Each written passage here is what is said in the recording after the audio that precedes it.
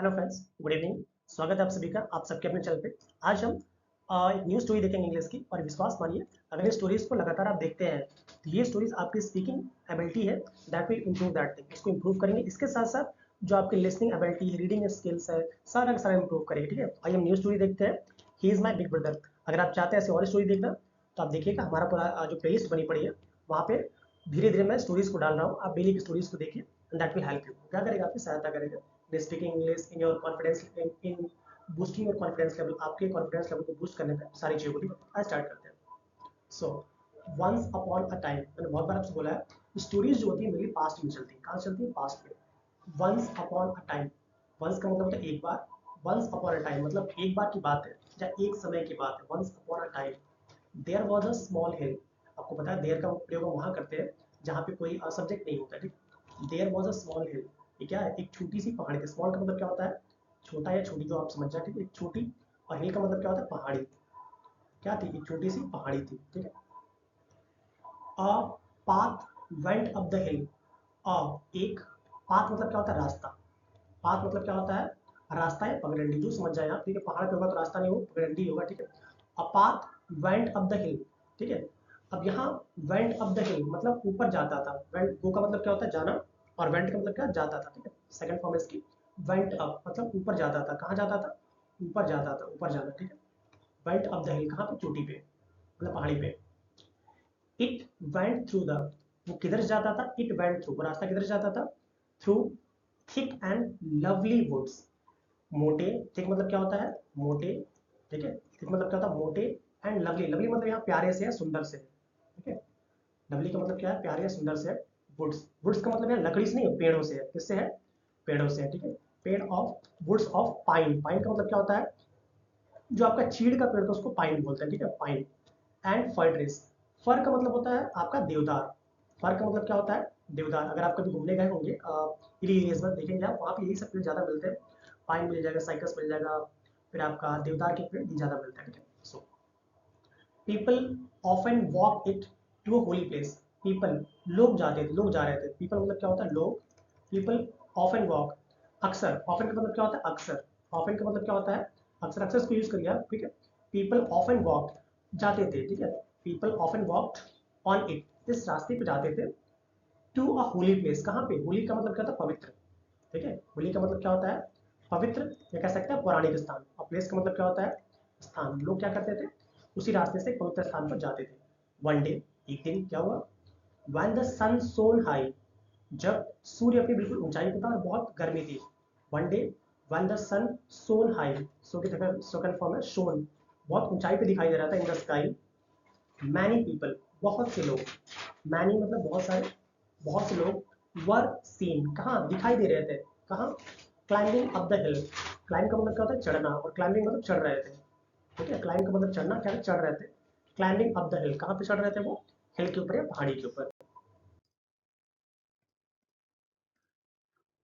There were, they were climbing slowly and carefully. They were, वो लोग। दे were climbing slowly, क्या कर रहे थे? चढ़ रहे थे। क्या कर रहे थे? चढ़ रहे थे। क्या? स्लोली मतलब धीरे धीरे। स्लोली का मतलब क्या होता है? धीरे धीरे। They were climbing slowly and carefully. Carefully का मतलब क्या होता है? आराम से, ध्यान से। केयरफुली का मतलब क्या होता है? ध्यान से। अक्सर लोग नहीं बोलते हैं वॉक केयरफुली, ध्यान से चलो। ठीक है, इसी तरह a girl also climb. A girl, एक लड़की। अ गर्ल ऑल्सो भी, वो भी कर रही थी। क्लाइंब, क्या कर? चढ़ रही थी। क्लाइंब का मतलब चढ़ना से है। क्लाइंब सेकंड फॉर्म है। क्लाइंब द हिल, कहाँ पे चढ़ रही थी? चोटी पे चढ़ रही थी। विद दैम, उन्हीं लोगों के साथ एक लड़की भी क्या कर रही थी? चोटी पे चढ़ रही थी, बस पहाड़ी पे चढ़ रहे थे। हर नेम वॉज मीना, उसका नाम क्या था? Meena. Her name was Meena, उस लड़की का नाम क्या था? मीना था। Meena was 12 years old। Meena क्या थी? 12 वर्ष की। हाँ, मतलब 12 वर्ष की थी। Meena was 12 years old। ठीक है, she carried a small boy. Carry का मतलब होता है लेना या रखना। ठीक है, तो यहाँ पे क्या उसने रखा हुआ था, या अपने साथ में रखना। कैरी, उसने क्या रखा हुआ था? सी कैरिड अ स्मॉल बॉय, क्या रखा था उसने? छोटे लड़के को। ऑन हर बैक, कहाँ पे? अपनी पीठ। देख रहे हैं पीठ पे छोटा बच्चा है। ठीक है, बहुत प्यारा सा बच्चा है। On her back. He was 4 year old, वो क्या था? 4 साल का था। कितने साल का था? 4 साल का था। हर हेयर्स वॉज करली, उसके हेयर क्या थे? करली थे, मतलब घुंघराले थे। उस बच्चे के हेयर क्या थे? घुंघराले थे। आइए और आगे देखते हैं। His eyes were black, उसकी आंखें क्या थी, ब्लैक थी, his eyes were black, his face was as fresh, उसका जो फेस मतलब क्या होता है, चेहरा, उसका जो चेहरा था, her his face was as fresh, इतना ताजा था, एज द मॉर्निंग ड्यू, जैसे कि जिसे कहते हैं, इतना उसका चेहरा मतलब ड्यू कर रहा था, ग्लो कर रहा था, जैसे मॉर्निंग की जो ओस होती है, मॉर्निंग का मतलब सुबह, और ड्यू का मतलब क्या होता है, ओस, जो मॉर्निंग की ओस नहीं बिल्कुल चमकती रहती है, उसी तरह उसका चेहरा चमक रहा था ताजे की तरह। As the sunshine dance through the tree, as the sunshine, जैसे जैसे सनसाइन, जो सूर्य का प्रकाश था, डांस थ्रू द ट्री, वो पेड़ों के बीच से गुजर रहा था। डांस करने का मतलब, डांस, प्रकाश डांस नहीं करेगा, जैसा आप देखते हैं पेड़ हिलते हैं तो लगता है कि डांस, लगता है कि प्रकाश कभी रुकता है कभी आता है, ठीक है, dance to the tree. Meena climb, Meena ने क्या किया, मीना ने चढ़ना स्टार्ट किया, Meena climb the hill slowly, Meena क्या कर रही थी, धीरे धीरे, स्लोली का मतलब क्या होता है, धीरे धीरे, ठीक है, धीरे। Meena climb the hill slowly, वो धीमे चढ़ रही थी, एंड स्टेडली, स्टेडली मतलब लगातार, धैर्य के साथ क्या होगा, लगातार वो चढ़ रही थी, ठीक है। मीना वॉज हैप्पी, मीना क्या थी, बहुत प्रसन्न थी, Meena was happy. The boy was also happy, जो लड़का था वो भी क्या था, बहुत ही प्रसन्न था। A man in the group looked at Meena, a man, एक व्यक्ति, एक आदमी, इन द ग्रुप, कहाँ पे, उस ग्रुप में, या उस कह सकते हैं समूह में, लुक्ड एट द मीना, उसने क्या देखा, मीना की तरफ देखा, लुक्ड एट मीना, कहाँ देखा, मीना की तरफ देखा, क्या देखा भाई, आइए देखते हैं।